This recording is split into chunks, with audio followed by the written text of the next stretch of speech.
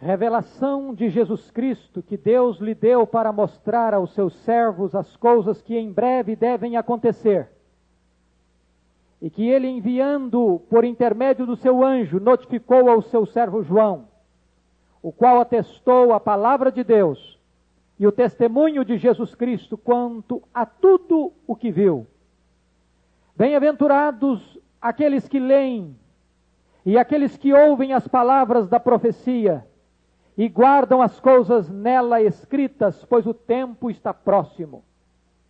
João, às 7 igrejas que se encontram na Ásia, graça e paz a vós outros, da parte daquele que é, que era e que há de vir, da parte dos 7 espíritos que se acham diante do seu trono, e da parte de Jesus Cristo, a fiel testemunha, o primogênito dos mortos e o soberano dos reis da terra, aquele que nos ama e pelo seu sangue nos libertou dos nossos pecados, e nos constituiu reino, sacerdotes, para o seu Deus e Pai.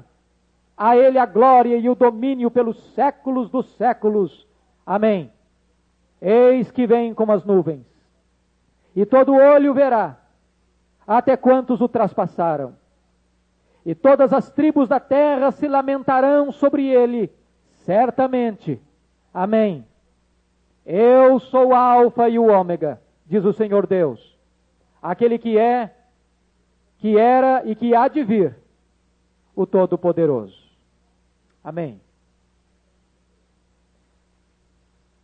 Meus amados irmãos, hoje, como introdução deste segundo estudo do livro de Apocalipse, nós queremos fazer uma breve recapitulação do que chamamos paralelismo progressivo, uma maneira de entender e de interpretar este precioso livro da Bíblia.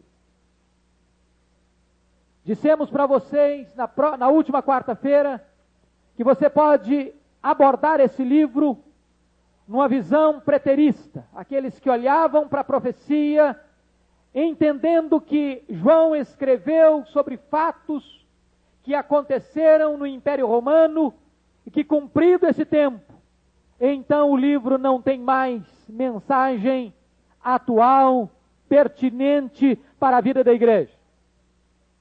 A outra abordagem oposta a esta é a abordagem futurista. Aqueles que chegam no livro de Apocalipse para achar que a sua mensagem é apenas para o tempo do fim. Que este livro não teve uma mensagem oportuna para a igreja primitiva, que este livro não tem uma mensagem prática para os dias de hoje, mas que este livro tão somente está direcionado aos acontecimentos que antecederão imediatamente a segunda vinda de Cristo. Nós entendemos que o livro de Apocalipse levou uma mensagem pertinente para o seu tempo, porque a igreja estava sendo perseguida, e João traz uma palavra de encorajamento para aquela igreja perseguida. O livro de Apocalipse é um livro atual e prático para todos os tempos e todas as épocas, mas o livro de Apocalipse aponta para a consumação final de todas as coisas, desaguando, desembocando verdadeiramente nos últimos acontecimentos da história. Nós entendemos que a melhor maneira de interpretar o livro de Apocalipse não é pegando este livro para olhar para ele como que numa progressão cronológica, mas olhar para o livro, observando nele 7 sessões paralelas, conforme vocês têm o esboço em suas mãos. Nessas sessões, há registros dos mesmos fatos, dos mesmos acontecimentos, colocados obviamente em perspectivas diferentes, com abordagens diferentes, mas todas estas sessões contendo, em essência, os mesmos fatos.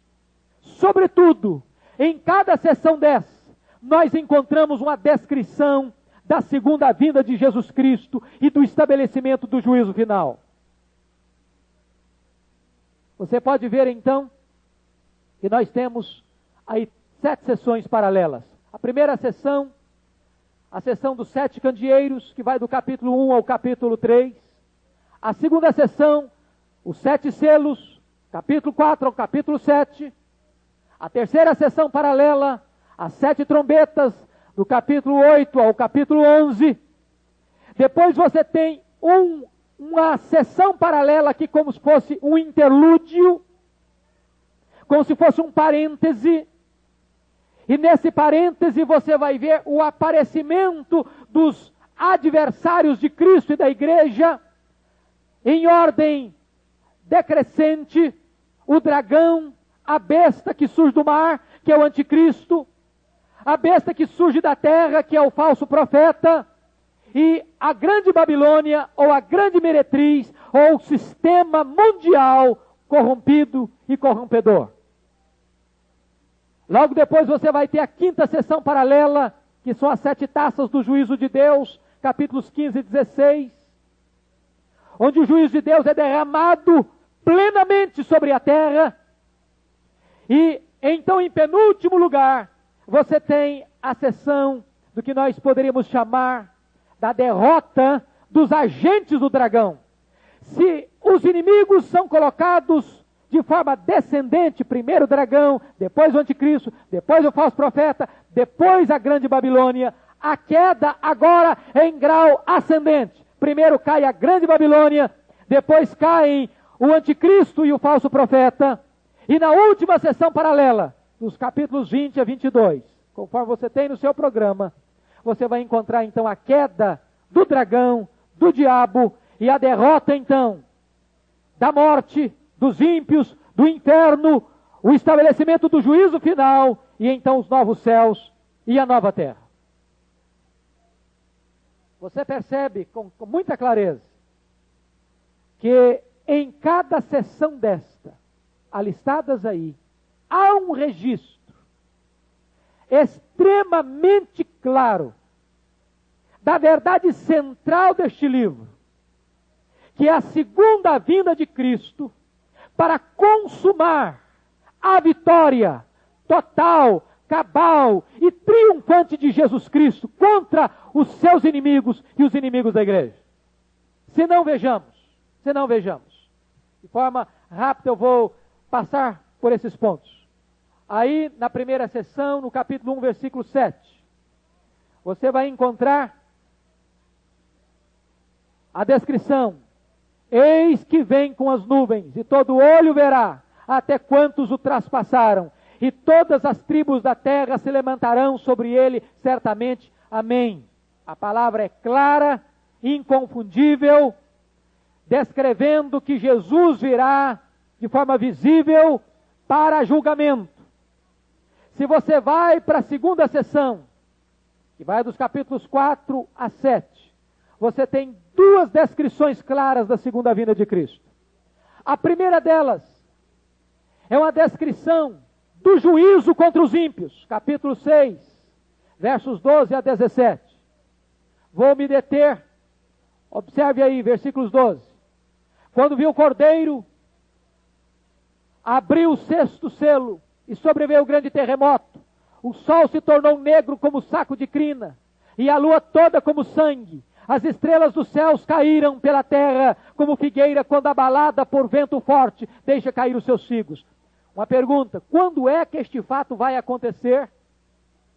A Bíblia diz em Mateus 24, 29 a 30, que quando o Filho do Homem vier, com seu poder e muita glória, este fenômeno físico vai estar acontecendo. O sol perderá a sua claridade, as estrelas cairão do firmamento, então se verá no céu o sinal do Filho do Homem, e ele virá com grande poder e muita glória, e quando ele vier, ele se assentará no trono da sua glória para o juízo. Essa é a perspectiva do juízo para os ímpios. E se você olhar nos versos 15 e 16, os ímpios estão aterrorizados com a volta de Jesus.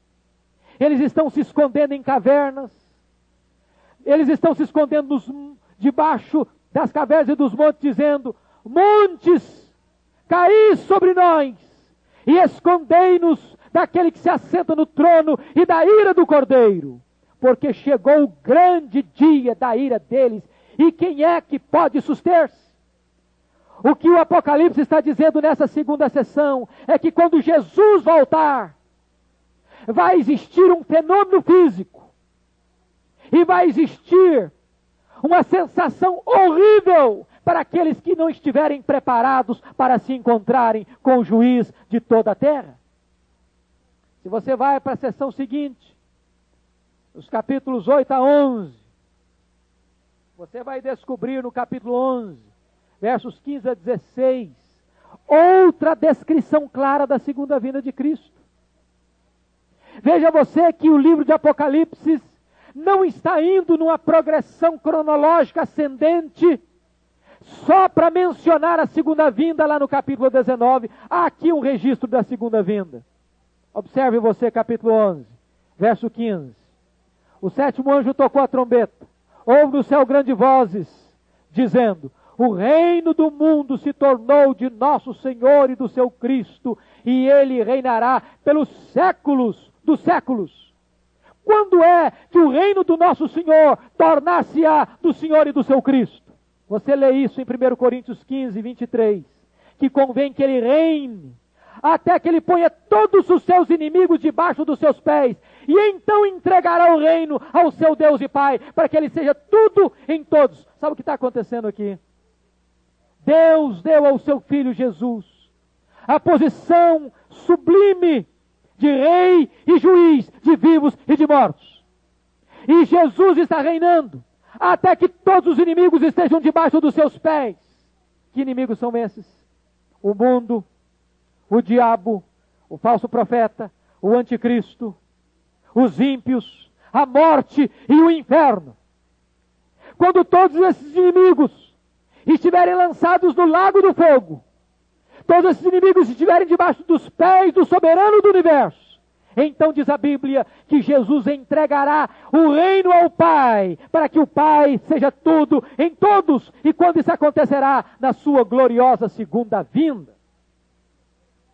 Você pode ver isso mais claramente, capítulo 11, verso 18. Na verdade as nações se enfureceram, chegou porém a tua ira, e o tempo determinado para serem julgados os mortos, para se dar o galardão aos teus servos, os profetas, e aos santos e aos que temem o teu nome, assim aos pequenos como aos grandes, e para destruires os que destroem a terra. Pergunta: quando é que os mortos serão julgados? Quando é que os salvos serão galardoados? E a Bíblia nos responde com clareza que será na segunda vinda de Jesus Cristo. Que naquele dia os mortos ressurgirão, uns para a ressurreição do juízo, outros para a ressurreição da vida eterna. E a palavra de Deus diz, lá em Apocalipse capítulo 20, de 11 a 15, que quando se estabelecer o trono branco, o dia do juízo final, os mortos ressurgirão, os grandes e pequenos, e terão que comparecer diante do juízo, para serem julgados segundo as suas obras. E as obras estarão sendo estabelecidas para galardoamento dos salvos, ou grau de penalidade dos ímpios. Mas diz a Bíblia, que o critério da vida eterna e da salvação não são as obras, mas ter o seu nome escrito no livro da vida. E aquele que não for encontrado o seu nome no livro da vida, esse será lançado no lago que arde com fogo e enxofre, a saber, a segunda morte. Portanto, o capítulo 11 está fazendo uma descrição da segunda vinda de Cristo e do dia do juízo.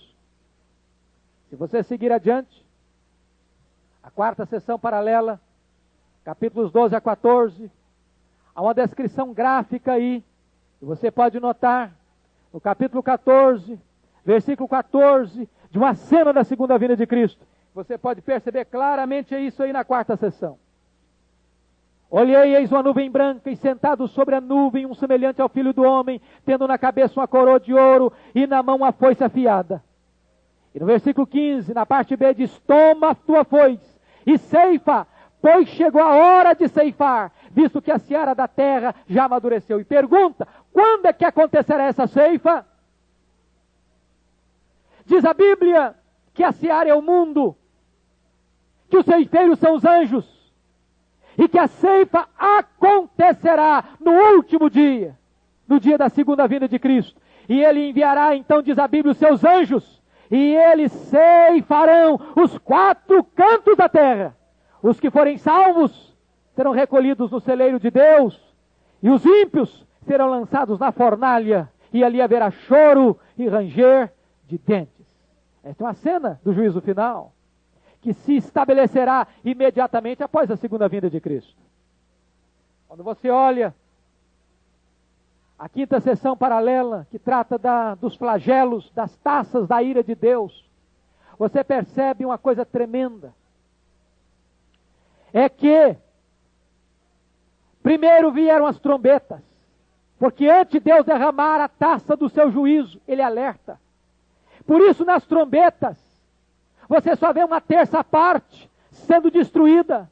Mas quando a taça da ira de Deus é derramada, há uma destruição absoluta e total.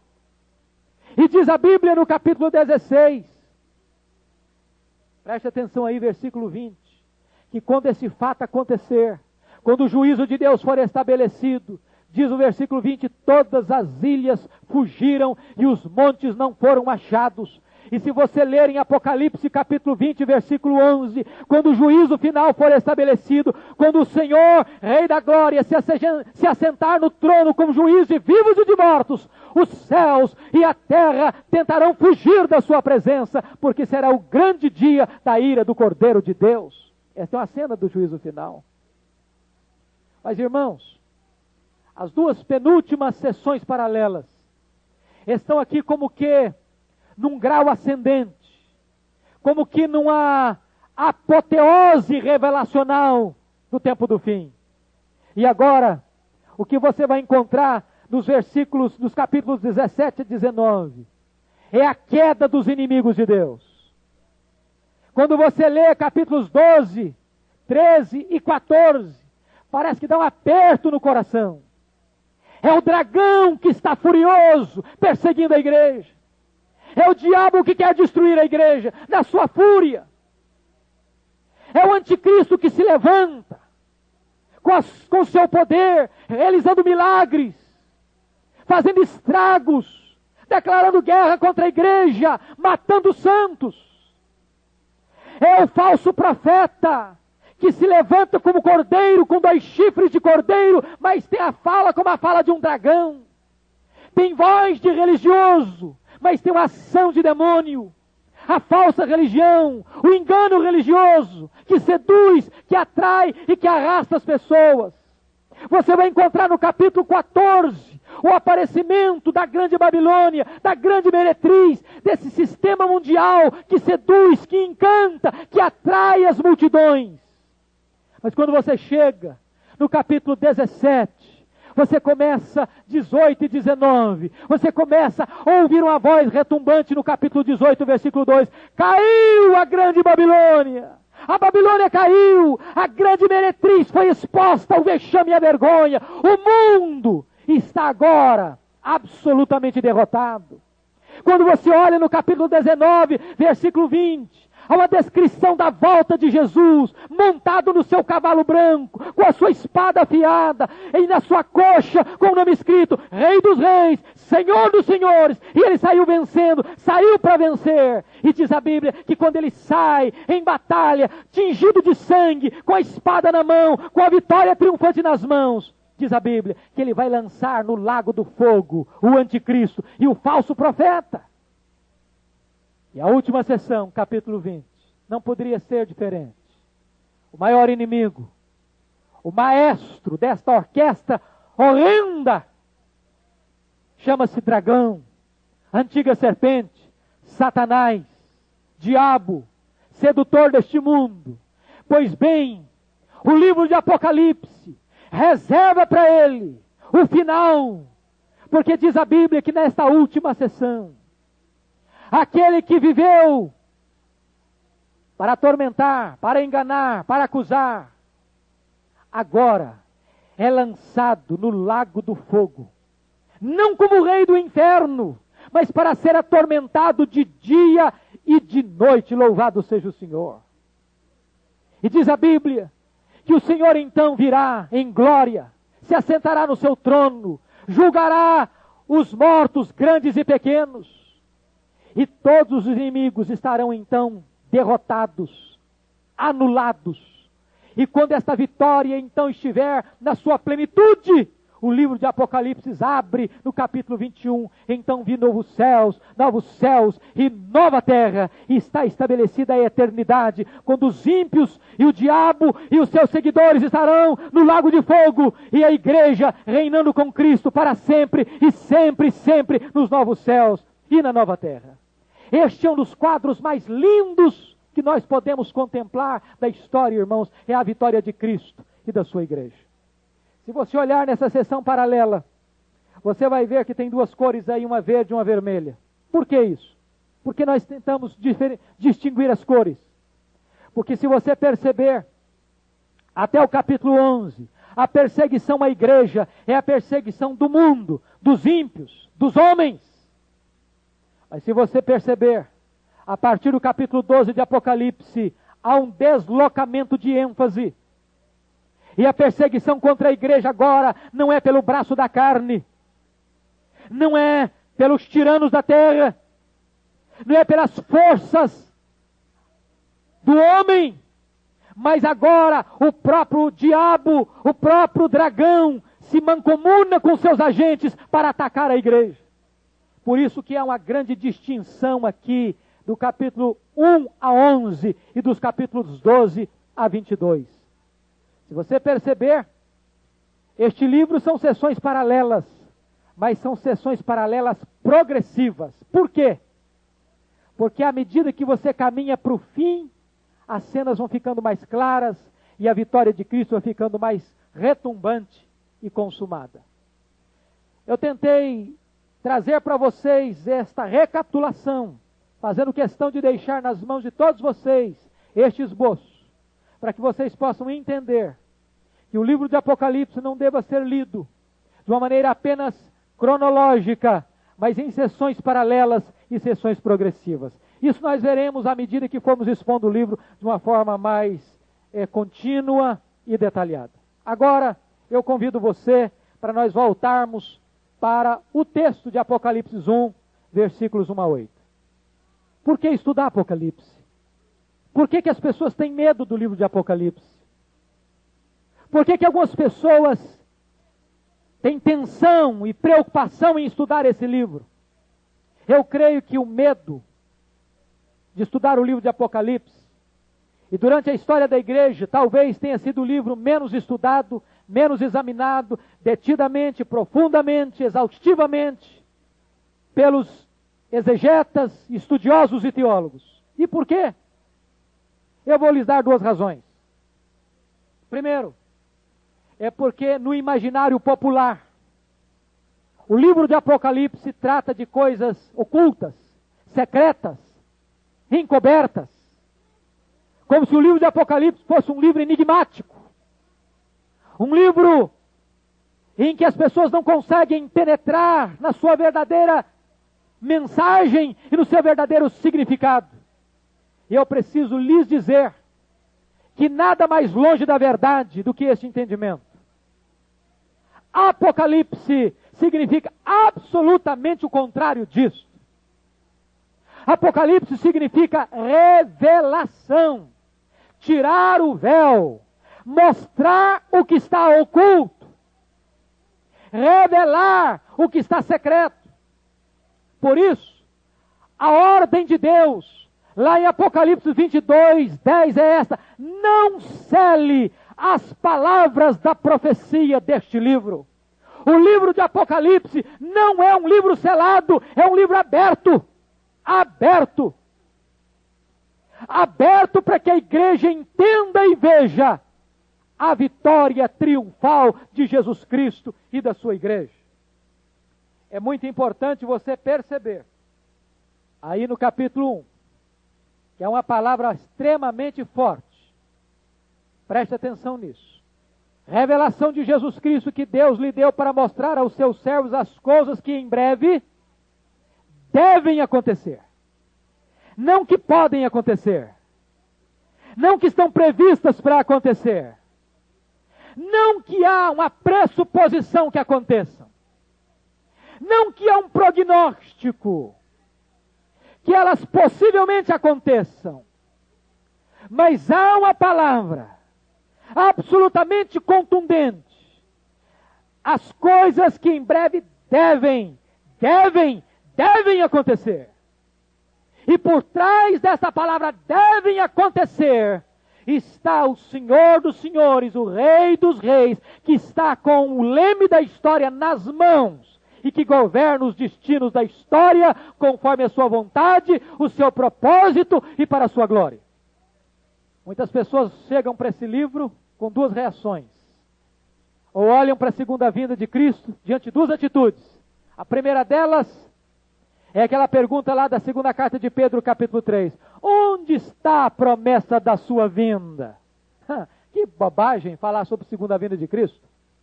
Não temos que ficar preocupados com isso. Diz a Bíblia que aqueles que pensam assim, logo começam a escarnecer da verdade. A segunda atitude que devemos entrar para o livro de Apocalipse é aquela que diz assim: estai de sobreaviso, porque não sabeis nem o dia e nem a hora. Vigiai, vigiai, para que este dia não vos apanhe de surpresa. Dá-nos a impressão que quando os apóstolos escreveram, eles até acreditavam que a segunda vinda de Cristo seria contemporânea deles. E se vocês olharem para a Bíblia atentamente, cada geração que andou com Deus manteve na alma acesa a expectativa de que Jesus pode voltar na nossa geração. Esta é a esperança da igreja. Maranata, ora vem, Senhor Jesus. É a expectativa de que Jesus pode voltar e de que a missão da igreja não é ficar com um mapa cronológico na mão, apontando aqui e ali, esta ou aquela profecia, mas a função da igreja é de se preparar para se encontrar com o Rei da Glória que há de vir, e nós não sabemos nem o dia e nem a hora, precisamos estar apercebidos. A segunda ideia, porque as pessoas têm medo de estudar o livro de Apocalipse, é porque a palavra Apocalipse hoje está associada com catástrofe. Você que assiste jornal, de vez em quando acontece uma tragédia de proporção gigantesca, os jornalistas dizem, aconteceu um fato apocalíptico. E você quase que treme na cadeira. Porque a palavra Apocalipse está associado com caos, com tragédia, com fatos que acontecem quase que como sinônimo de descontrole. Meus irmãos, Apocalipse não significa isso. Pelo contrário, Apocalipse não trata de tragédia, de caos. Apocalipse tem uma mensagem absolutamente definida do plano de Deus, do governo de Deus, da vitória de Cristo, do triunfo de Cristo sobre os seus inimigos e fazendo a sua igreja triunfar com Ele, para reinar com Ele. Nada de tragédia, nada de caos, nada de descontrole. É o Senhor da glória segurando o leme da história e dirigindo-a para um final glorioso e feliz. O livro de Apocalipse, meus irmãos, não deve ser lido nem estudado como um livro para alimentar a nossa curiosidade profética. Nós não devemos nos aproximar deste livro como que com um mapa na mão, um calendário na outra mão, para ficarmos obcecados com datas, com fatos, com eventos, para querer pontuar se essa profecia se cumpriu hoje, se aquela outra se cumpriu ontem ou se cumprirá amanhã. Nós devemos, pelo contrário, nos aproximar deste livro, para entender que este livro é a revelação de Jesus Cristo. Não é a revelação de João, é a revelação de Jesus Cristo, da sua pessoa, do seu plano, da sua vitória, da sua glória, do seu triunfo, da sua majestade, do rei que está no trono, do rei que tem controle da igreja e da história e da sua vitória triunfal. Se você perceber, quando Jesus veio ao mundo, ele veio com uma missão específica. Qual foi a missão de Jesus ao vir ao mundo? Revelar o Pai. Revelar o Pai. Jesus disse para Filipe, aquele que me vê a mim, vê o Pai.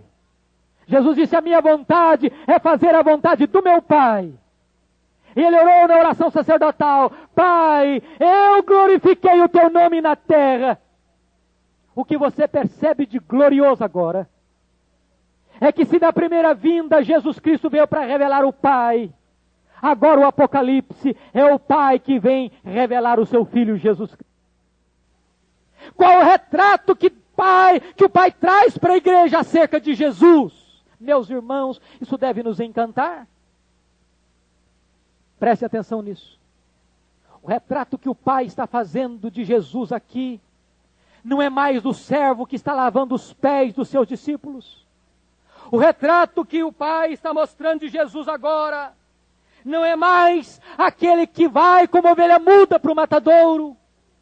O retrato que o Pai está mostrando de Jesus agora não é como aquele que os homens escondem dele o rosto.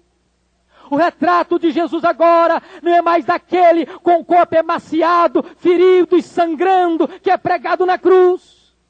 O retrato que Cristo tem e se manifesta agora não é mais daquele que as mãos estão cravadas no madeiro e os seus pés atados numa cruz. Absolutamente não. O noivo da igreja é o Senhor triunfante, é o Senhor glorioso, é o Senhor da glória. E diz a palavra de Deus que agora os seus cabelos não estão mais cheios de sebo, de sangue e de suor, mas o seu cabelo agora é branco como a neve. Agora os seus olhos não estão mais inchados e empapuçados de sangue, mas agora os seus olhos são como chamas de fogo. Agora, irmãos, os seus pés não estão mais feridos e machucados, e não mais estão cravados com o cravo, mas os seus pés são firmes como bronze. As suas mãos não são mais mãos que estão cravadas no madeiro, mas as mãos que regem o universo e que seguram as 7 estrelas na sua mão direita. Agora diz a Bíblia que o seu rosto não está mais desfigurado, mas o seu rosto brilha como o sol no firmamento. A palavra de Deus nos mostra, queridos irmãos, um Cristo vencedor, um Cristo glorioso, e a igreja precisa olhar para esse Cristo, para o Cristo da vitória, para o Cristo que venceu a morte, para o Cristo que triunfou sobre o inferno, para o Cristo que triunfou sobre o anticristo, sobre o falso profeta, a grande Babilônia e todos os ímpios. É interessante que quando o Senhor Jesus Cristo veio na sua primeira vinda, a sua glória não era autoevidente. Não era autoevidente. Quando ele foi preso, estava diante do sinédrio, o sumo sacerdote perguntou: és tu mesmo o Cristo? És tu mesmo o Filho do Deus vivo? Ele não estava com certeza disso. E Jesus respondeu: tu dizes, e verás o Filho do Homem vindo sobre as nuvens com os anjos do seu poder. Quando Jesus voltar, amados irmãos, a sua glória será autoevidente. Diz a Bíblia que todo olho o verá, até quantos o traspassaram. Esta é a gloriosa mensagem do livro de Apocalipse, revelação de Jesus Cristo. Qual é o autor deste livro? Fique encantado com isso. Revelação de Jesus Cristo, que Deus lhe deu para mostrar aos seus servos as coisas que devem acontecer, que ele, enviado por intermédio do seu anjo, notificou ao seu servo João, o qual atestou a palavra de Deus. Olha como Deus é maravilhoso. João escreve 3 categorias de literatura. Escreve o Evangelho, as cartas e o Apocalipse. A finalidade do Evangelho está lá no capítulo 20 e 31 do seu livro. Ele escreveu para que as pessoas crescem em Jesus Cristo e recebessem dele vida eterna. Qual o propósito de escrever as cartas? Ele diz lá no capítulo 5, 13 da primeira carta: estas coisas eu vos escrevo para que saibais que tendes a vida eterna.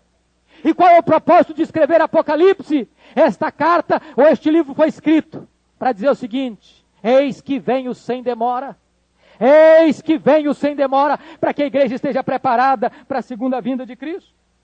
O que é maravilhoso é que Deus transforma tragédias em triunfo. Eu vou lhes explicar. João estava pastoreando em Éfeso, e diz a Bíblia que está agora no governo de Domiciano. Domiciano foi chamado de o segundo Nero, um homem perverso, o primeiro imperador que arroga para si o título de Senhor e Deus, Dominus et Deus. E este foi o homem que perseguiu sangrenta e truculentamente a igreja, e foi ele quem baniu o apóstolo João para a ilha de Patmos, uma aldeia penal do Império Romano, numa ilha do Mar Egeu. Parecia ser um cenário de dor, de sombra e de pessimismo para a igreja, mas diz a Bíblia que ao mesmo tempo que João está na ilha de Patmos, ele se achou em espírito. Louvado seja Deus! Fisicamente ele está em Patmos, mas em espírito ele está recebendo as revelações da vitória gloriosa de Jesus Cristo e da sua igreja. E então diz a Bíblia que Jesus se revela a ele na sua glória e fulgor. E diz a Bíblia que de repente os céus se abrem e ele escuta uma voz: sobe para cá. E Deus descortina o futuro e mostra para ele o triunfo de Jesus Cristo e da sua igreja. Deus está transformando tragédia em bênção. Mas o que é maravilhoso? O que é maravilhoso é que Deus esclarece uns e confunde outros. Você já parou para perguntar por que o livro de Apocalipse tem tantos símbolos? Por que é que João escreve usando uma simbologia tão rica? Não há a mínima dúvida, meus irmãos. Num tempo em que a igreja estava sendo dizimada, perseguida, massacrada, e os crentes estavam tombando como mártires, Deus usou o recurso dos símbolos, como Jesus usou o recurso das parábolas. Jesus diz que a parábola, ao mesmo tempo que clareia a mensagem para uns, obscurece esta mesma mensagem para outros. Quando a igreja recebeu o livro de Apocalipse, o Espírito Santo de Deus clareou esta mensagem para a igreja. Mas quando os perseguidores da igreja pegavam esta mensagem, eles não conseguiam entender absolutamente nada da mensagem. Ao mesmo tempo que a mensagem está clara para a igreja, ela está escura e absolutamente oculta e escondida para aqueles que queriam perseguir e massacrar a igreja de Deus. E é uma coisa fantástica, porque as figuras são imagens vivas. Em vez de João falar do diabo, ele usa usa a figura de um dragão. Em vez de falar de um líder político carrasco, ele usa a figura de uma besta. Em vez de falar de um falso profeta, ele usa a figura de um homem que surge como um cordeiro, mas cuja voz é voz de dragão. Em vez de falar de mundo sedutor, ele usa a figura de uma meretriz, de uma prostituta. Ele usa figuras para perpetuar a riqueza da sua mensagem. E ao mesmo tempo que ele clareia a mensagem para a igreja, essa mensagem se torna obscura para o mundo. Terceiro ponto: quem são os leitores deste livro? Diz a Bíblia aí que ele escreve versículo 4, às 7 igrejas que se encontram na Ásia. E você pode perguntar, por que é que João está escrevendo às 7 igrejas que se encontram na Ásia, se havia mais de 7 igrejas na Ásia? E o entendimento mais lúcido e quase unânime dos estudiosos é de que 7 é um número extremamente importante no livro de Apocalipse. O número 7 aparece 54 vezes nesse livro. Você ouve falar de 7 candeeiros, de 7 selos, de 7 trombetas, de 7 taças, de 7 olhos, de 7 espíritos, de 7 chifres, de 7 cabeças, de 7 montes, e por aí vai. 7 não é o número da perfeição, simplesmente. 7 é um número completo. Não poderia ser simplesmente da perfeição, porque você encontra também falando do dragão que tem 7 cabeças, que tem 7 chifres. Nós não poderíamos falar que o dragão, ou melhor, que a besta, fosse perfeito em si mesmo. Mas é um número completo. E o entendimento aqui é que o livro do Apocalipse não apenas foi dirigido a 7 igrejas específicas da Ásia, mas que estas 7 igrejas simbolizam a totalidade das igrejas, não apenas na Ásia, mas durante toda a extensão da história da igreja. De tal maneira que o Apocalipse foi um livro para a igreja primitiva, foi um livro para a igreja da Idade Média, foi um livro dirigido para a igreja da Reforma, foi um livro dirigido para a igreja dos tempos modernos, e as cartas do Apocalipse, o livro do Apocalipse, é um livro enviado para a igreja de hoje e para a igreja de amanhã.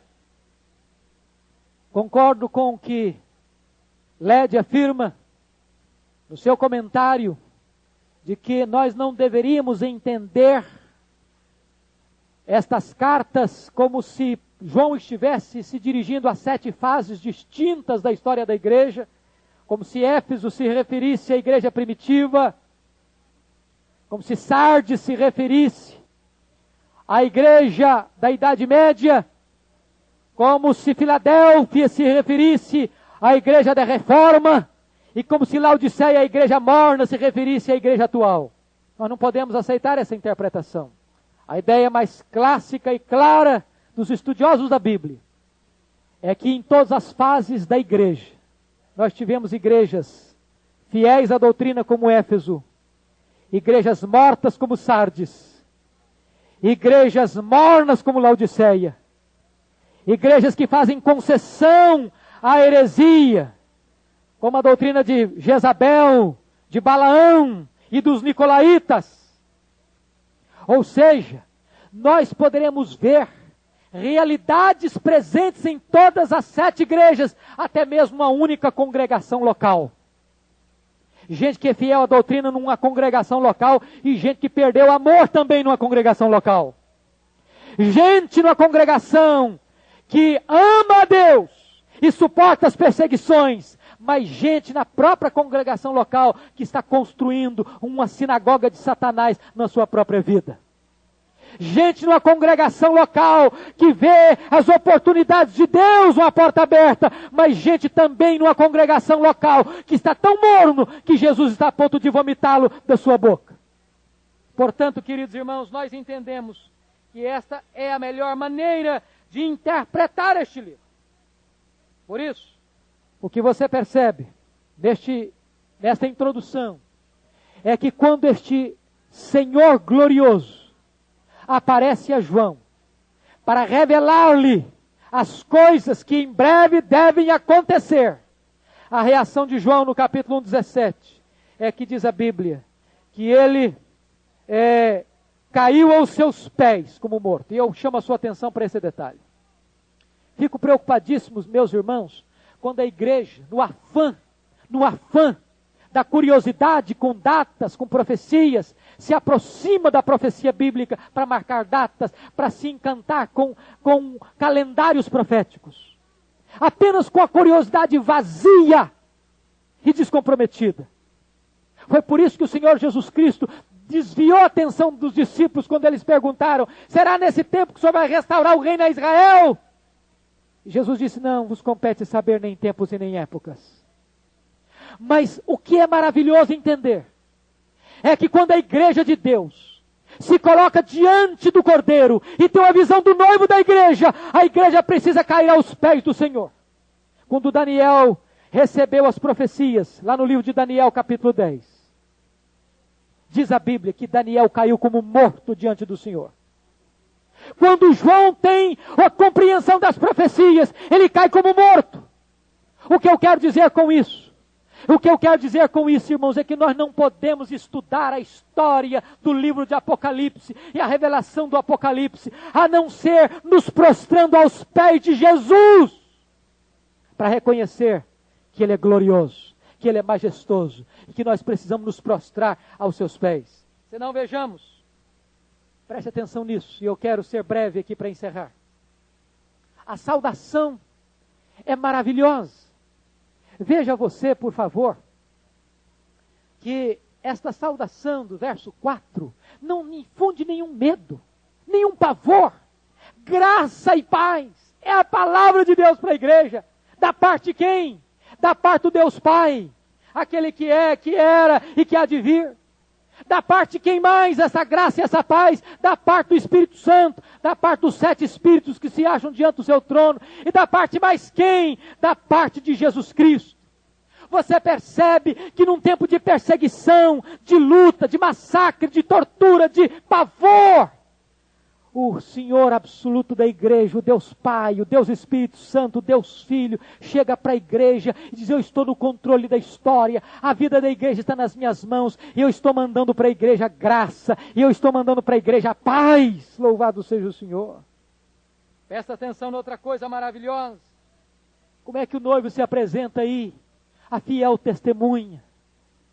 Como é que o noivo se apresenta? Como a fiel testemunha, aquele que veio ao mundo dar testemunho do Pai e foi fiel nesse testemunho até o fim. Veja você ainda na parte do versículo 5, diz ainda que ele se apresenta não apenas como profeta, aquele que dá testemunho do Pai, mas se apresenta como sacerdote, aquele que era o ofertante e o sacrifício, e como sacrifício ele deu a sua vida e morreu, mas ressuscitou como primogênito dos mortos. E por que que ele é o primogênito dos mortos? Lázaro morreu e ressuscitou. O filho da viúva de Naim morreu e ressuscitou. A filha de Jairo morreu e ressuscitou. Por que que Jesus é o primogênito então?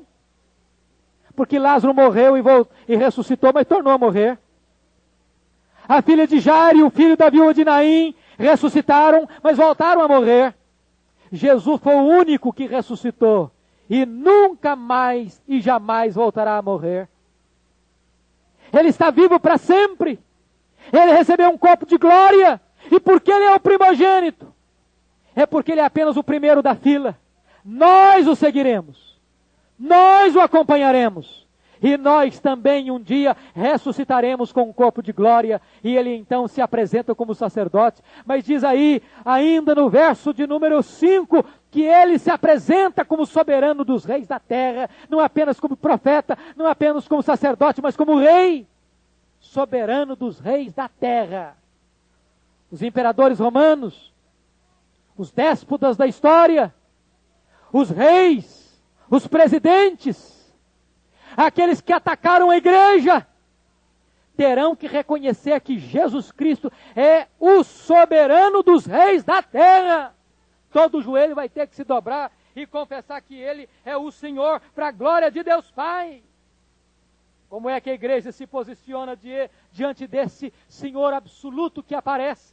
E quando a Bíblia diz que João veste noivo, João não aguenta. João não suporta agora, diante da glória desse Senhor que se revela a ele. E diz a Bíblia que agora João se prorrompe em adoração, em doxologia ao Rei da Glória. Meus irmãos, essa é uma das coisas mais sublimes da Bíblia. Veja você aí o que acontece. João precisa adorar, João precisa se curvar, João precisa se genuflexar diante do Rei da Glória e diz: aquele que nos ama e pelo seu sangue nos libertou dos nossos pecados e nos constituiu reino, sacerdotes para o seu Deus e Pai, a Ele a glória e o domínio pelos séculos dos séculos. O que ele está querendo dizer aqui? Primeiro, Ele nos ama. Está no verbo presente. Ele não nos amou apenas, Ele nos ama. E veja você que Ele nos ama quando nós éramos ainda pecadores. Depois, porque nos amou, Ele nos libertou dos nossos pecados. Mas primeiro Ele nos amou. E Ele nos amou quando estávamos ainda sujos, quando estávamos ainda cativos. E porque nos amou, Ele nos libertou dos nossos pecados. E para que Ele nos amou e nos libertou? Para nos constituir uma raça de reis e uma raça de sacerdotes. Ele vai nos dar duas coisas: a coroa e a mitra. O que está acontecendo, irmãos? É que o Rei da Glória, ao se apresentar para sua noiva, o noivo ao se apresentar para sua igreja, ele vai dizer para a igreja: igreja, eu amei você, e eu verti o meu sangue por você, e eu tenho uma finalidade na sua vida, é que você receba a coroa, é que você seja corregente comigo, é que você reine comigo, e que você receba a grande mitra, santidade ao Senhor, porque você vai ter livre acesso à presença do Deus Todo-Poderoso, e não vai ter santuário, porque o Senhor vai ser o santuário, e nós vamos adorar o Cordeiro de Deus para sempre, sempre, e nós vamos reinar com o Cordeiro de Deus para sempre, e sempre louvado seja o nome do Senhor. E eu termino. João não podia terminar esta sessão aqui, desta introdução, de outra maneira, a não ser voltando para o tema. Eis que vem com as nuvens, e todo olho verá, até quantos o traspassaram, e todas as tribos da terra se lamentarão sobre ele, certamente, amém. Ele fala de um Jesus que virá pessoalmente, de um Jesus que virá visivelmente, de um Jesus que virá fisicamente, de um Jesus que virá triunfantemente, de um Jesus que virá vitoriosamente e gloriosamente, e ele virá para julgar vivos e mortos. Todo olho verá, até quantos o traspassaram. As nações da terra se lamentarão sobre ele. Sabe por quê? Porque quando Jesus voltar, aqueles que disseram não à graça de Deus, vão chorar, vão lamentar. Diz Apocalipse 6, que as pessoas vão buscar a morte, e a morte vai fugir deles. Diz a Bíblia, lá em Apocalipse capítulo 15 e 16, que os tormentos do juízo de Deus não serão capazes de converter os corações. Engano é pensar que as tragédias, que as catástrofes da história poderão converter uma pessoa. Não convertem não. Diz a Bíblia em Apocalipse 9, que quando aquela saga de demônios sai do abismo, como gafanhotos, mordendo as pessoas, elas morderão na língua, mas elas blasfemarão do nome de Deus. E quando Jesus voltar, aqueles que não foram convertidos vão lamentar, vão gemer, vão querer a morte, vão tentar fugir da ira do Cordeiro de Deus, mas esse será o grande dia do juízo de Deus. Mas aos cristãos, aos fiéis, aos que aguardam a volta de Jesus, este dia será um dia de glória, de luz, de alegria, de triunfo e de vitória, e nós então seremos chamados: vinde benditos de meu Pai, vinde, tome posse do reino eterno, que vos foi preparado desde a fundação do mundo, e nós entraremos então no juízo, não para sermos condenados, mas entraremos para receber a coroa de glória, a coroa da vida, a coroa da justiça, a coroa da vitória, e nós entraremos para receber os galardões que o Senhor preparou para nós. E eu termino dizendo o seguinte, que quando João viu o registro da segunda vinda, ele podia pensar: será que este Senhor é poderoso para cumprir essa promessa? E João diz, e a Bíblia diz que Jesus disse para ele: eu sou o Alfa e o Ômega, diz o Senhor Deus, aquele que é, que era e que há de vir, o Todo-Poderoso. Pode saber que Ele tem poder para cumprir o que está prometendo. A pergunta é: temos nós tido uma visão clara da glória do nosso noivo? Temos nós olhado para Jesus como este Rei glorioso? Segunda pergunta: temos nós nos curvado como João em doxologia para adorar o Rei dos Reis, o Senhor dos Senhores? Temos nós nos prostrado aos seus pés?